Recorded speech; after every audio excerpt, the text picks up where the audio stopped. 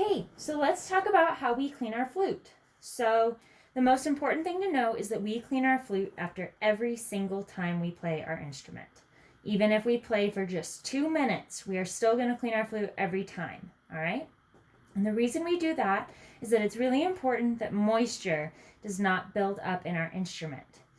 When we blow into our instrument, our air has moisture in it, and so condensation builds up inside the flute. Now, if we leave our wet instrument in the case and walk away from it, next time we open up our instrument or open up our case to play our flute, it's going to be pretty stinky.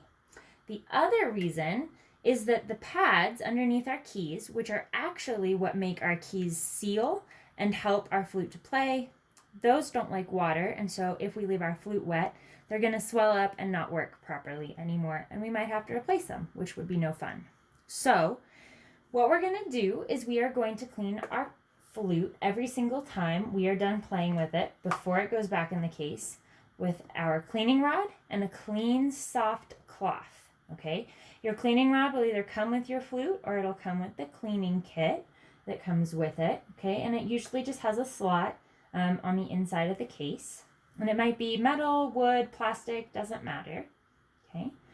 And then if it doesn't come with a cloth, that's okay. I just use a small, soft piece of microfiber cloth. You could also use part of an old t-shirt or an old sheet.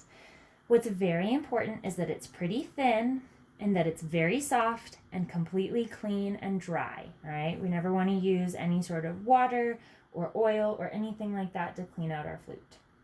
So to get started, we're just going to thread our cloth through our cleaning rod, and then we're going to take our flute apart, okay?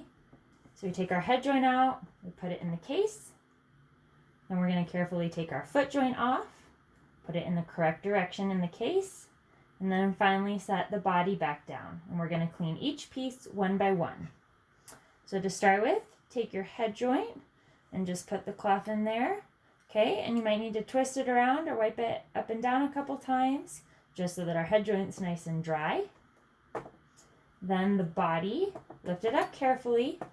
Now this is the important thing. When you put your cleaning cloth in your body, you only go one direction, okay? You never pull it back and forth or change directions halfway through.